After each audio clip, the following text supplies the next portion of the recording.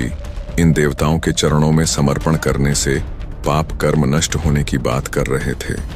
ये प्रमाण देखने के बाद अनिरुद्धाचार्य जी गलत सिद्ध हुए। जैसे कोई अध्यापक आपको 2 और 2 5 पढ़ा रहा है और अगले ही दिन 2 और 2 4 पढ़ा रहा है, तो आप कौन सी बात पर विश्वास करेंगे? आप समझ जाएंगे कि ये रॉन्ग नंबर है। मतलब ये धर्मगुरु कथावाचक आपका जीवन बर्बाद करेगा। लेकिन ये कथावाचक अपना पेट भरने के लिए आपको सिर्फ मीठी मीठी बातें बताएंगे और आपके जीवन को नष्ट कर देंगे। सावधान हो जाइए, ऐसे गुरु की शरण लीजिए जो आपको सच्चा रास्ता दिखा सके, जो आपको सही भक्ति बता सके, जो आपके पाप कर्म कैसे समाप्त हो वो मंत्र बता सके, जिनको हमारे वेद व गीता जी प्रमाणित करते हो। चलिए अब देखते हैं कि क्या संत रामपाल जी महाराज हमें शास्त्रों से प्रमाणित करके बता पाएंगे कि पाप नाश कैसे हो सकते हैं। आपने मूर्ख बना रहे हैं ये संत, नकली लोग जो संत है, इनके पास वो जड़ी नहीं है जिससे तुम्हारा पाप कट जाए। अब इन सभी का एक ही विधान था। एक तरफ तो डंडोरा पीटा करते हम वेदों अनुसार बता रहे हैं, वेद यजुर्वेद में ऐसा लिखा है, अथर्ववेद में ऐसा लिखा है, संस्कृत बोल देते।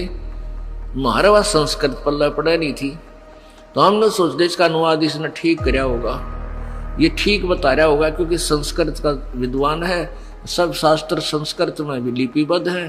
तो हमने ऑब्जेक्शन की कोई गुंजाइश नहीं थी कि ये बोलने वाला कोई गलत बता रहा है। तो ये क्या बताया करते कि पाप नहीं कट सकते, परमात्मा की साधना से पाप नाश नहीं होते। अरे जब भगवान की साधना से पाप नाश नहीं हुए, पाप नाश नहीं होता, जीवन सुख नहीं हुआ, क्योंकि पाप से दुख है। पाप कटे काटा निकले तो पैर में शांति हो, तो फिर परमात्मा की साधना की आवश्यकता ही समाप्त हो जाती है। परमात्मा नाम की कोई चीज नहीं रहे विश्व में, इसका नाम और निशान मिट जावे जाए, ऐसी परमात्मा के पास पावर ना हो। और आज भी भगवान की स्थिति विद्यमान है, तो वो शक्ति है मालिक में। प्रत्येक प्राणी उन अज्ञानी अनाड़ी संतों ऋषियों से ये सुनकर के पाप तो भोगना ही पड़ेगा, प्रारब्ध में ये तो दुख तुझे भोगना ही पड़ेगा, फिर भी उनकी चाह मिटी नहीं, वो हारे नहीं, दूसरे संत के पास जाते हैं, तीसरे पर जाते हैं, क्योंकि उनको पता है कि परमात्मा में ये पावर है कि वो अंधे न आंख दे, रोगी न स्वस्थ कर दे, निर्धन न धनवान बना दे, और रंग को राजा बना दे, और राजा को उल्टा पटक दे। तो ये परमात्मा के अंदर गुण है, पता है उनको। उसी दृष्टिकोण से वो रुक नहीं रहे, लेकिन वो वहां ठिकाने पहुंच नहीं पाए जहां वो वस्तु है। और जब वो वस्तु वहां पहुंच जाएंगे तो फिर देखना आनंद कितना है। अब दिखाते अपने वेद में क्या लिखा है। अब यजुर्वेद, इसका अनुवाद करता भी महर्षि सिद्धानंद है। देख कमाल की बात है।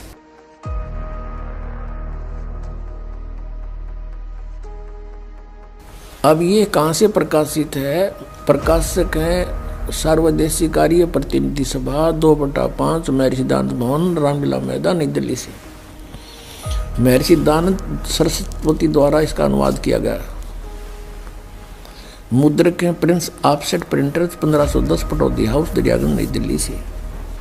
241 पृष्ठ पे है। 8वां अध्याय यजुर्वेद भाषा भाष्य। ये 13वां मंत्र है। 13वां, इसमें क्या लिखा है? देव कर्तस्य ऐनस्य एवजनम असि, मनुष्य कर्तस्य ऐनस्य एवजनम असि, पितर कर्तस्य ऐनस्य एवजनम असि, आत्म कर्तस्य ऐनस्य एवजनम असि, अन्नस्य एवजनम असि। ओए होए। अब इसका अनुवाद यहाँ किया है इन्होंने 242 पृष्ठ पे। ये 241 पर हम पढ़ रहे थे। यहाँ देखो 242 पर।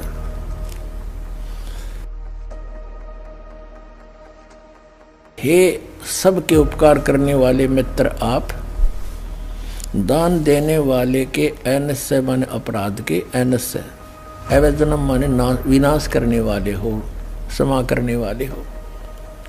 अब यहाँ मित्र लिख दिया। अब पढ़ने वाला ने सोचा चलो ये तो मित्र मित्र के बारे में कि तो भगवान का जिक्र है नहीं छोड़ा इसने। अब इसी के कर कमलों से लिखा हुआ और दिखाते हैं सत्यार प्रकाश में। ये देखिएगा, ये सत्यार प्रकाश वही वेद, अब बाद में दिखाएंगे थोड़ा आपको पुनः। और ये कहाँ से प्रकाशित है? वैदिक यति मंडल वही है। और ये दान मठ गोहाना मार्ग से प्रिंटेड है, आचार्य प्रिंटिंग प्रेस रोहतक से, दान मठ गोहाना मार्ग रोहतक से। इसके प्रथम समोल्लास में और पृष्ठ नंबर 18 पे ये नीचे क्या कहता है कि जो सबसे स्नेह करे, सबको प्रीति करने योग्य है, वह परमेश्वर सबका सच्चा मित्र है। इससे परमेश्वर का नाम मित्र है। तो वहाँ मित्र की जगह हम परमेश्वर कहेंगे। बिल्कुल यहाँ है ही परमेश्वर की महिमा, वेद कोई मित्रा की थोड़ी है। अब पढ़ेंगे, देखो अब हम यजुर्वेद पर आ गए हैं। सत्यार प्रकाश रख दिया है। अब इसके हम 8वें अध्याय के वही 13वां मंत्र पढ़ रहे हैं।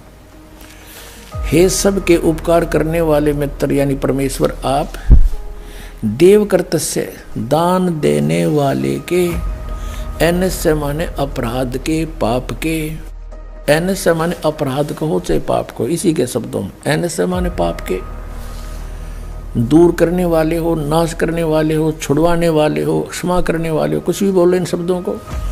एनस्य माने पाप के, एनस्य माने अपराध को चाहे पाप को, नाश करने वाले हो, दान देने वाले के। और मनुष्य कर्तस्य साधारण मनुष्य के किए हुए, एनस्य माने अपराध यानी पाप के विनाश करने वाले हो। और पितृ कर्तस्य पिता के किए हुए, एनस्य माने विरोधाचरण के, नहीं पाप के लिखना चाहिए इसने। अच्छी तरह हरने वाले हो यानी दूर करने वाले हो, अपने किए हुए पाप के दूर करने वाले हो। एनस्य अधर्म के अधर्म यानी पाप के पाप, घोर पाप के नाश करने हारे हो। विद्वान यानी जानता हुआ मैं जो कुछ भी अधर्म आचरण किया करता हूँ वह करूँ, अनजान में जो कुछ भी किया करता हूँ वह करूँ, उस सब एनस्य माने पाप के दूर करने वाले हो। युद्ध परमात्मा के तनु का है वेद ज्ञानता था कि वो परम अक्षर ब्रह्म है, वो घोर पाप का भी नाश कर देता है, घोर पाप के। और जो कुछ भी करता हूँ या करूँ उसको भी पाप नाश कर देता है। और ये कहते हैं पाप नाश भगवान नहीं कर सकता। तो अब क्या सिद्ध हुआ कि वेद ज्ञान सच्चा है, इसको सभी मानते हैं। और वेदों में परमात्मा की महिमा है, परमात्मा की जो गुण लिखे हैं वेदों में। और इसके विपरीत जिसका अपना अनुभव कुछ भी है वह वेद विरुद्ध है, वो झूठा है। अभी आपने देखा संत रामपाल जी महाराज ने यजुर्वेद से प्रमाणित किया कि परमात्मा पाप नाश कर सकता है। आइए अब आपको ऋग्वेद से प्रमाणित करते हैं कि परमात्मा अपने उपासक की आयु भी बढ़ा सकते हैं। परमात्मा अपने साधक को जो मृत्यु के निकट पहुंच गया है उसको स्वस्थ करके यानी उसके सारे पाप कर्म नष्ट करके उसको 100 वर्ष की आयु प्रदान कर देते हैं। देखिए प्रमाण। अब देखिएगा ऋग्वेद भाषा भाष्य द्वितीय भाग, ये किसने अनुवाद किया है, कहाँ से छपा है? प्रकाशक हैं पंडिता राकेश रानी,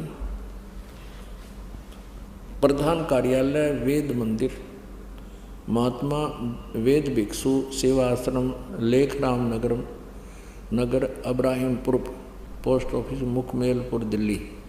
दुर्वासित ने दान संस्थान, ठीक है, दिल्ली से। इसके अंदर इस ऋग्वेद मंडल नंबर 10 सूक्त नंबर 161 का और दूसरा मंत्र है। ऋग्वेद मंडल नंबर 10 सूक्त 161, ये देखिएगा, ये 161वां सूक्त है और इसका मंत्र नंबर 2 है।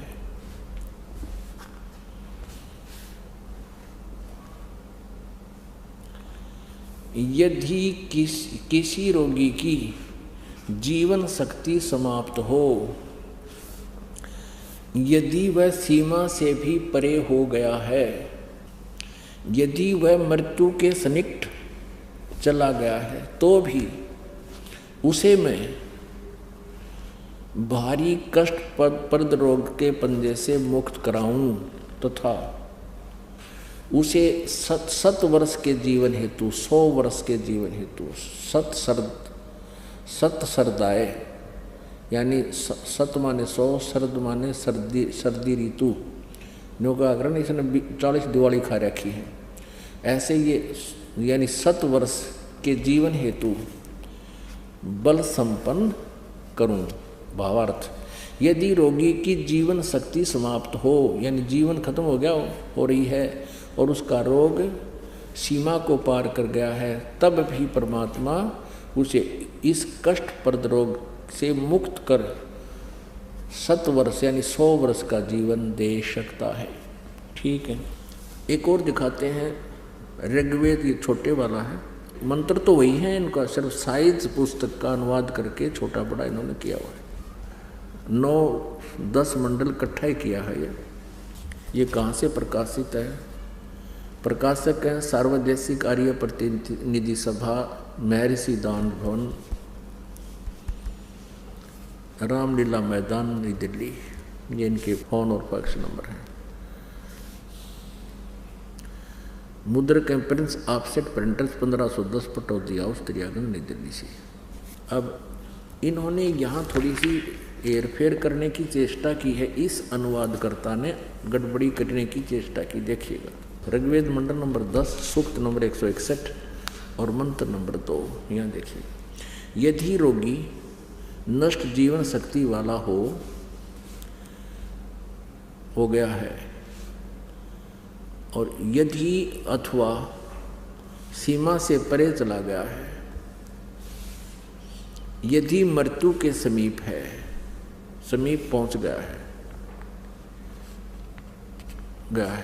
गया ही है, तो भी उस रोगी को यहाँ इन्होंने अपना अड़ंगा अड़ा दिया, क्योंकि ये दानंद जी के विचारों से प्रभावित हैं, महर्षि दानंद। और महर्षि दानंद जी ये मानता है कि भगवान कुछ नहीं कर सकता। इन्होंने यहाँ वेद लिख दिया। वेद का किताब प्रकरण इस मूल संस्कृत में, मूल व्याख्या में। ये कोई दवाइयाँ की किताब नहीं है, ये परमात्मा की महिमा का विधान है। या वेद नहीं लिखना था, इन अपनी अज्ञान सो चढ़ा दी। ऐसे हम हिंदी पढ़ते रहे, संस्कृत हम नावे नहीं थी। इन अज्ञानियों ने ऐसे नाश कर रखा हमारी आध्यात्मिक ज्ञान का। यहाँ उस रोगी को मैं वेद, यहाँ वेद लिख दिया। अब पढ़निया ने सोचा वेद बूद कर देता होगा, वेद तो करे दे, वह दवाई अच्छी जानता होता है। नहीं, कष्टप्रद रोग के पंजे से छुड़वा लाता हूँ। ये भगवान की महिमा है, वेद की नहीं। और 100 शरद ऋतुओं तक जीने के लिए, यानी 100 वर्ष तक उसको बल युक्त करता हूँ। अब यहाँ देखना, यही अनुवाद करता है मंडल नंबर 9, सूक्त नंबर 80 का और मंत्र नंबर 2। यहाँ ये भूल गया किता है, वह दानंद वाले विधान को भूल गया। ये देखना, ऋग्वेद मंडल नंबर 9, सूक्त नंबर 80 और इसका ये दूसरा मंत्र है। दूसरा अब देखना, हे परमात्मन, आप उपासकों की या अपने भक्तों की, साधकों की आयु के बढ़ाने वाले हैं। यहाँ कोई ना याद रहा, इसका वेद लिखना भूल गए। संत रामपाल जी महाराज जी प्रमाणित करते हैं कि पाप कर्म समाप्त हो सकते हैं, लेकिन कैसे? देखिए ये वीडियो। सतनाम के जाप से आपके पाप कटेंगे, आपके श्राप कटेंगे, आपके ऊपर 3 ताप का जो दुख, भूत प्रेत पितर जो भी आपके ऊपर आपदाएं आई हैं, ये सब नष्ट हो जाएंगे। क्या बताते हैं? जब ही सतनाम हृदय धरो, भयो पाप को नाशे, जैसे चिंगारी अग्नि की भाई पड़े पुराने गाशे। कबीर परमात्मा कहते हैं अपने उस सच्चिदानंद घन ब्रह्म की वाणी में, कबीर वाणी में, उस तत्व ज्ञान में कहते हैं जब ही सतनाम हृदय धरो।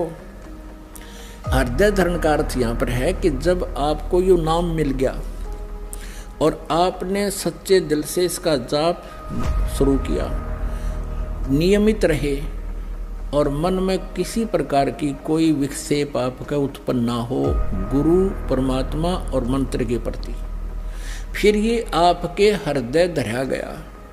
उसके बाद जब तुम सुमन करोगे सच्चे दिल से और बिल्कुल निशंका होकर के, निसंशित होकर के, फिर देखना इसका कितना कमाल होता है। तो जब ही सतनाम हृदय धरो भयो पाप को नाश, और मानो चिंगारी अग्नि की पड़े पुराने घास।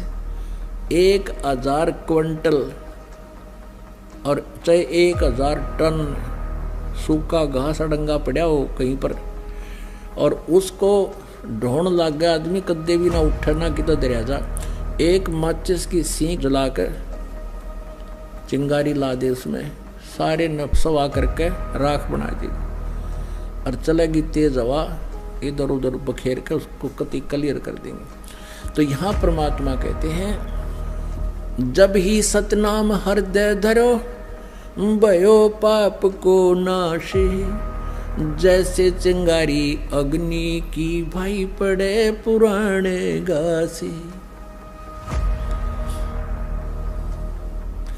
जैसे सूरज के आगे बदरा ऐसे कर्म छयारे, प्रेम की पवन करे चत मंजन फिर झलके तेज नयारे। जैसे सूरज के आगे बादल ऐसे कर्म छयारे, जैसे सूर्य के सामने काले काले घोर बादल छा जाते हैं, उसका प्रकाश धीमा पड़ जाता है, ऐसे आप आत्मा और परमात्मा के बीच में हमारे पाप कर्मों के बादल छाए हैं। क्या बताया है कि जैसे सूरज के आगे बदरा ऐसे कर्म छयारे, प्रेम की पवन कर चत मंजन फिर झलक तेज नयारे।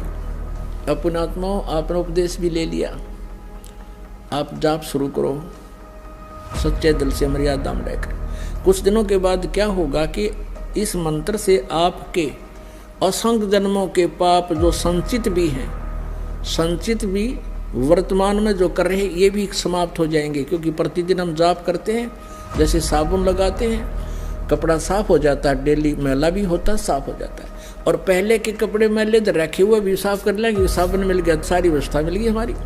तो पहले के संचित और प्रारब्ध और क्रियमान, इन तीनों कर्मों का इस सतनाम के जाप से नाश होगा। कैसे होगा? कि जब आपके पाप कुछ कम हो जाएंगे, इस लगे रहोगे। जैसे कि आपने देखा हो ये मोटर मैकेनिक होया करें, उनके कपड़े इतने मैले हो जाते हैं, उनके कलर का नहीं पता ये कौन से कलर का है, और फिर उसको कोई साफ करने लगे तो 2, 4, 10 बार साबुन लाने से तो उसका थोड़ा सा मैल और वो कपड़ा दिखने लगेगा, ये कपड़ा भी है कि मैं औरत अड़ंगा है। और फिर उसको बार बार फिर धोएंगे, साफ करेंगे तो धीरे धीरे वो कपड़ा साफ होगा। तो ऐसे ही पुण्यात्माओं, हमने कहते हैं युगन युगन की वासना हुई इकट्ठी आने, निर्मल कैसे होवेगा तेरे सतगुरु लगे ना काने। युगन युगन की वासना, युगों युगों के इतने पाप कर्म हो गए इकट्ठे आण, और निर्मल कैसे होगा कोई सतगुरु तत्वदर्शी संत परम संत तुझे मिला नहीं, वो सतगुरु लगे नहीं कान। पर्वत पर्वत में फिरा कारण अपने राम, राम जैसे संत मिले भाई जिन सारे सब काम। पर्वत परमात्मा की तलाश में जहां भी जिसने बताया वहीं पहुंच गए। कोई की तो गुफा में महात्मा बैठा है, कि तो फुलौनी जगह बैठा है, पर्वत पर बैठा है, जंगल में बैठा है, या किसी नगर गांव में, हम वहीं पहुंचे। जब तक हमें वो परम संत नहीं मिले जो परमात्मा जैसे गुणों, परमात्मा से जो गुण हमें चाहिए थे उस संत के पास मिले, तो कहते राम जैसे संत मिले जिन सारे सब काम। पुण्यात्माओं, जब वो संत ये कह देते हैं कि तुम्हारे प्रारब्ध का जो भोग है वही तुम्हें मिलेगा, तुम्हारे प्रारब्ध में, तुम्हारी किस्मत में पुण्य है तो सुख मिलेगा, पाप है तो दुख मिलेगा ही मिलेगा,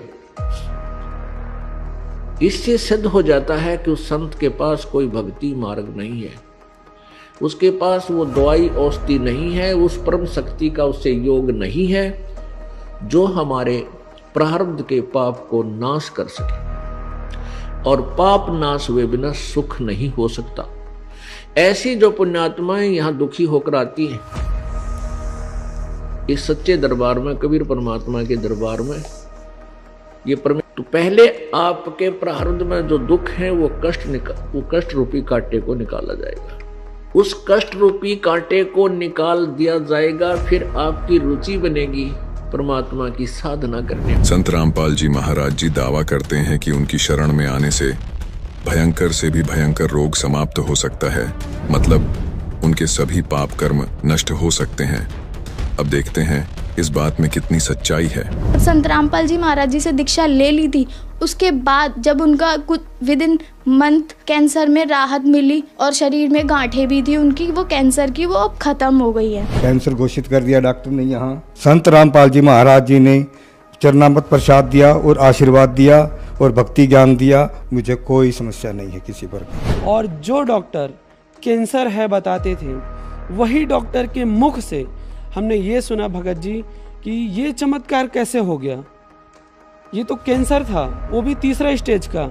तो आप लोग हैरान हो जाओगे, मुझे कैंसर था, जब मुझे लगा कि अभी मेरी लाइफ थोड़ी है, ज़्यादा लाइफ नहीं है, मेरी पैरों के नीचे की जमीन खिसक गई कि, और मेरे परमात्मा ने, गुरुजी ने, संत रामपाल जी महाराज ने इतना प्रार्थना हमने लगाने के बाद उनका मैसेज आया कि बेटा परमात्मा आपको दया करेंगे, आपके संत रामपाल जी महाराज आपके ऊपर दया करेंगे। और फिर हमने मेडिकल रिपोर्ट पाया शाम को, तो उसमें लिखा था कि मुझे सिर्फ ओनली वायरल इन्फेक्शन है। आशीर्वाद लिया संत रामपाल जी महाराज जी से तो उनका कैंसर बिल्कुल ठीक हो गया। सिर्फ संत रामपाल जी महाराज से नाम दीक्षा ली और आशीर्वाद लिया, उनका पैर बिल्कुल ठीक हो गया। संत रामपाल जी महाराज की भक्ति करने से ये बगैर ऑपरेशन का ठीक हो गया। ये कान दर्द और कैंसर का, ये सारे रोग ठीक हो गए। जितनी भी मेरी पीड़ा थी, सांस फूलती थी और कैंसर का रोग था, डॉक्टर ने मुझे यही बताया था, आप अगर ऑपरेशन नहीं कराओगे तो आपकी लास्ट स्टेज है, घर पर जाइए और बच्चों से बोलो आपकी सेवा करें। संत रामपाल जी की शरण में जब मैं पहुंचा और नाम दीक्षा लेने के बाद मेरे दर्द में राहत मिली, और दर्द में राहत मिलने का धीरे धीरे उस गांठ का पता ही नहीं कि वो गांठ कैसे घुलती चली गई, कैसे ठीक होती चली गई, परमात्मा ने किस प्रकार से उसका ऑपरेशन कर दिया। पड़ोसी भी कहने लगे कि देखो कैंसर सबको खाता है, ये बंदा कैंसर को भी खा गया। संत रामपाल जी महाराज पर इतना विश्वास था कि दुनिया में अगर कोई ठीक कर सकता है मेरी पत्नी का कैंसर तो वो संत रामपाल जी महाराज ही हैं। उसके बाद हमने संत रामपाल जी महाराज को प्रार्थना लगाई। प्रार्थना लगाने के बाद में वहाँ उन्होंने सारे टेस्ट किए, वो बोले कि इनको तो सभी टेस्ट नॉर्मल है। अगले ही रोज पूर्ण संत रामपाल जी महाराज की दया से ये हॉस्पिटल से ही रमैनी करते हुए आई। ये मेरा कैंसर है जो कि संत रामपाल जी महाराज से नाम दीक्षा लेने के बाद धीरे धीरे करके पूरी तरह से साफ हो गए हैं। सतगुरु रामपाल जी महाराज ने ऐसा चमत्कार करा मेरे साथ कि 2-3 दिन बाद उनकी रिपोर्ट जो आई ब्लड कैंसर की तो वो निगेटिव आई। तो मैं इस चीज को यही कहूंगी कि परमात्मा मुझे इतना लाभ दे दिया। ये आप देख सकते हैं, ये मेरे पापा जी के कैंसर था नाक पे और अब बिल्कुल वो ठीक है। इन सभी लोगों के अनुभव ये प्रमाणित करते हैं कि इन्होंने संत रामपाल जी महाराज से नाम दीक्षा प्राप्त करके अद्वितीय लाभ प्राप्त किए हैं। संत रामपाल जी महाराज ने शास्त्रों से ही नहीं वास्तविक जीवन में भी ये सिद्ध कर दिया कि सतभक्ति करने से पाप कर्म कट सकते हैं। दर्शकों, अनिरुद्धाचार्य जी का एक और वीडियो आपको दिखाते हैं जिसमें उन्होंने मोक्ष मंत्रों का खुलासा किया है। देखिए, अनिरुद्धाचार्य जी के अनुसार मोक्ष मंत्र कौन से हैं? हरे राम राम राम हरे हरे, हरे कृष्ण कृष्ण कृष्ण हरे हरे। ये मूल मंत्र ये है। हाँ, वेद मंत्र है ये। हरे राम हरे कृष्ण को मोक्ष मंत्र वेद मंत्र बताने वाले अनिरुद्धाचार्य जी इतनी जल्दी पलट जाएंगे, सोचा नहीं था। देखिए अब किस मंत्र को मोक्ष मंत्र बता रहे हैं। ओम नमो भगवते वासुदेवाय। यह मंत्र पूरा 12 मंत्र है। इसी मंत्र को ध्रुव जी ने जपा और जिसके कारण उन्होंने परम पिता परमात्मा को प्राप्त किया। ओम नमो भगवते वासुदेवाय यह 12 मंत्र है। सदियों करोड़ों वर्ष जब से सृष्टि बनी तब का ये मंत्र है। दर्शकों, सच्चाई तो ये है कि इन दोनों में से कोई मंत्र मोक्ष मंत्र नहीं है। ऐसा हम इसलिए कह रहे हैं क्योंकि गीता जी में ऐसा कोई मंत्र नहीं लिखा जिनको अनिरुद्धाचार्य जी मोक्ष मंत्र बता रहे हैं। गीता जी में किन मंत्रों को मोक्ष मंत्र बताया गया है, आइए आपको दिखाते हैं। श्रीमद् भगवद गीता अध्याय नंबर 8 और श्लोक नंबर ये देखो 8 का, उनका पुनर्जन्म होता है। न विद्य माने जानना भी होता है। एक अक्षर का केवल एक करट्टा नहीं होता। ये कोड वर्ड समझ कर उसको समझ गए हैं तो उसको समझ कर फिर छुटकारा चाहते हैं। और जो केवल सब कुछ मुझे मानते हैं वो केवल मुझे ही जानते हैं, यानी वो गलत गाइड है। अब 8वें अध्याय 7 ही है, ये नहीं है। अब 6 में तो ये कहा है कि ये एक नियम है कि जो व्यक्ति अंत समय में जिसका भी सेवन करता हुआ, 7वें 6 में कुंती पुत्र अंत काल में जिस आत्मा समझदार व्यक्ति उसकी उस साधना करते हैं ना अन्य गामिना, अन्य कहीं ना जाने वाले चित्त से, जो परमम धाताराम अचिंत रूपम आदित्य वर्णम तम से प्रस्तात, अज्ञान रूप अंधकार में वो बहुत दूर है, उसको नहीं जानते। वो आदित्य वर्णम यानी सूर्य की तरह, और सूर्य के सदृश चेतन नित्य चेतन प्रकाश रूप, अविद्या से अति परे, यानी जो उसको कुछ नहीं कोई नहीं जानता, उस सच्चिदानंद घन परम परमेश्वर का श्रवण करता है। तार उस परम अक्षर ब्रह्म की जानकारी दी है। तो दिखाते हैं इसी श्रीमद् भगवद गीता अध्याय नंबर 17 के श्लोक नंबर 23 में इसमें है ओम तत्सत इति निर्देश है ब्रह्मण तिर्विद समर्थ ब्राह्मणा तेन वेदा च यगा जय विहिता पुरा।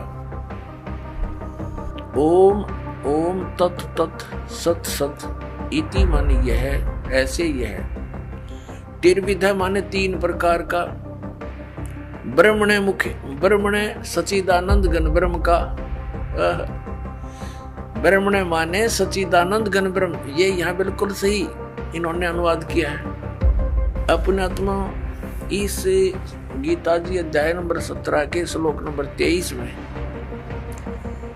एक तो ये कंसेप्ट क्लियर हो गया कि गीता ज्ञान दाता से एक सच्चिदानंद घन ब्रह्म कोई और है, सुप्रीम पावर, समृद्ध शक्ति, और उसका मंत्र है ओम तत्सत।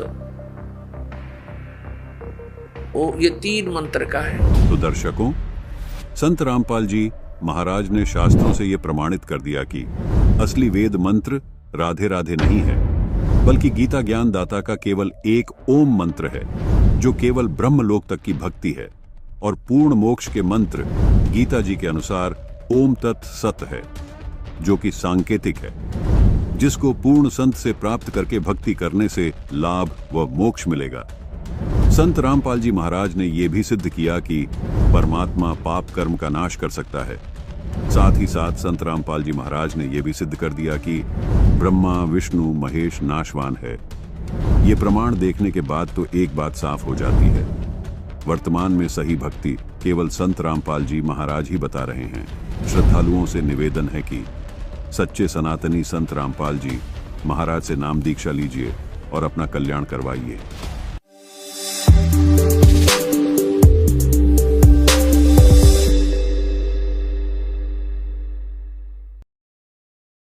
दर्शकों नमस्कार।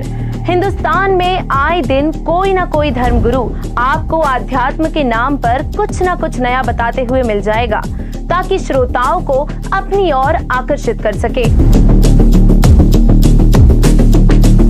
लेकिन आज कुछ धर्मगुरु ऐसे भी हैं जिनको जिस दिन जैसा माहौल मिलता है बस भोंपू की तरह बजने लगते हैं। तो पाप तुमने किया, बताओ फिर 70 में क्या जोड़ा कि 17 हो जाए? दिमाग खराब हो गया हो, पागल खाने की जरूरत। तू डूब के मर जा रे चुल्लू भर पानी में। एक बार हमारी रावण से बात हुई फोन कॉल पर। उनको ये तक ज्ञात नहीं रहता कि पिछली कथा में, पिछले प्रवचन में आपने क्या बोला था। वैसे तो ऐसे धर्मगुरुओं की सूची काफी बड़ी है, लेकिन आज हम बात करेंगे चर्चित कथावाचक अनिरुद्धाचार्य जी की। अनिरुद्धाचार्य जी की आपको आज कुछ वीडियो दिखाएंगे और उन वीडियो को देखने के बाद आपको खुद निर्णय करना है कि क्या धर्मगुरु सच में गुरु पद के योग्य है भी, या केवल कथा सुना सुना कर सिर्फ धन इकट्ठा करना इनका असली मकसद है। दोस्तों, पीछे से मार्मिक धुन लगाकर आपको सम्मोहित कर लेना और मीठी मीठी बातें कर लेना आध्यात्म नहीं है।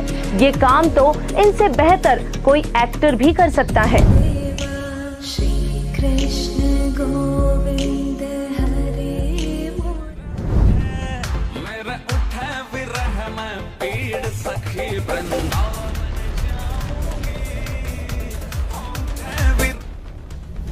लेकिन धर्मगुरु का चोला धारण करके मोक्ष की गारंटी देना अपराध है। फिर आप पाप और पुण्य से बच जाते हैं, फिर आप मोक्ष के अधिकारी हो जाते हैं। भगवान के विधान में हजारों बार इस जुर्म के लिए सजाए मौत का फरमान है। तो चलिए आगे बढ़ते हैं और देखिए किस तरह से अनिरुद्धाचार्य जी अपनी ही बातों को गलत साबित कर रहे हैं। देखिए पहले ये वीडियो। दर्शकों देखिए अनिरुद्धाचार्य जी के आध्यात्मिक विचार। पाप कर्म कैसे कट सकते हैं? भी पुण्य किया करो, पुण्य करते ही उस पुण्य का फल भगवान के चरणों में समर्पित कर दिया करो। जब आप भगवान के चरणों में समर्पित कर जाते हैं ना, तो फिर आप पाप और पुण्य से बच जाते हैं, फिर आप मोक्ष के अधिकारी हो जाते हैं। यदि आप पाप पुण्य अपने ऊपर रखेंगे तो क्या होगा? उन पाप पुण्य को फिर भोगने संसार में आना पड़ेगा, तो पुनरपि जननम पुनरपि मरणम का चक्कर बना रहेगा।